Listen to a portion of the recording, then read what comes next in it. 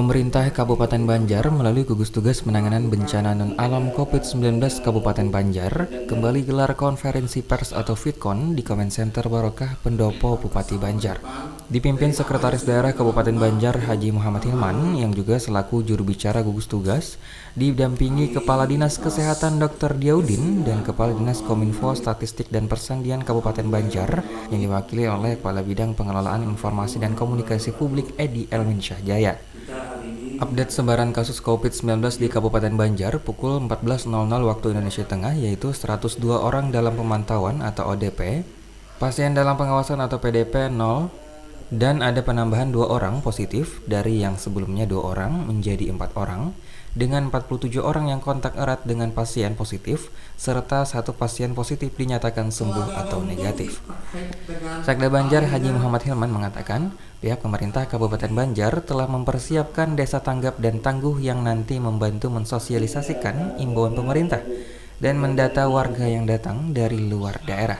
Pada masyarakat, kenapa kita mengambil pilihan pada saat ini bahwa zonasi Kabupaten Banjar itu masuk kategori zona merah, dan ini juga sesuai dengan fatwa atau himbauan MUI Kalsel. Silahkan masing-masing bisa melihat di MUI Kalsel dinyatakan dengan jelas disebut bahwa Kabupaten Banjar salah satu dari 3 kabupaten kota di Kalimantan Selatan yang dikategorikan zona merah adalah mempersiapkan desa tanggap dan tangguh.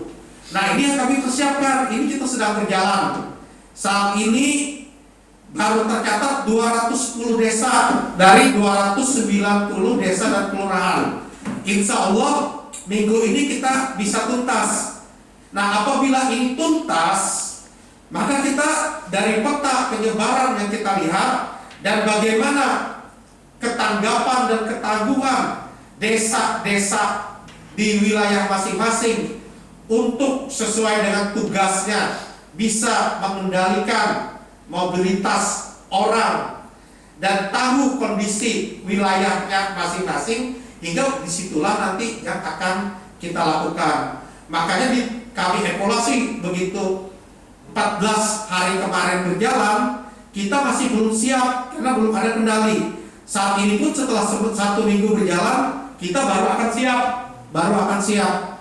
Nah, mudah-mudahan dengan sisa waktu yang ada kita siapkan ini semua bisa didukung. Nah, di sini nanti bagaimana kendali tentang penyebaran COVID itu bisa dilakukan dengan adanya pertahanan dari desa.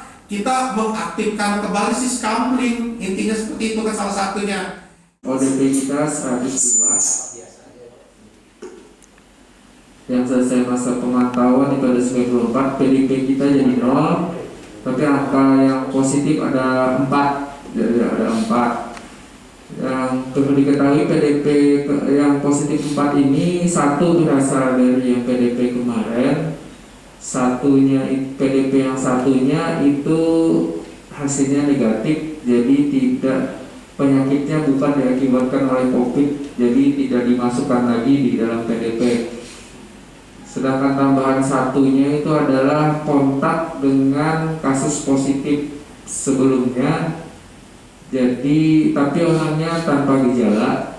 Jadi PDP yang kasus positif satunya ini tanpa gejala, jadi karena dia kontak dengan yang positif, jadi dicek ternyata positif juga.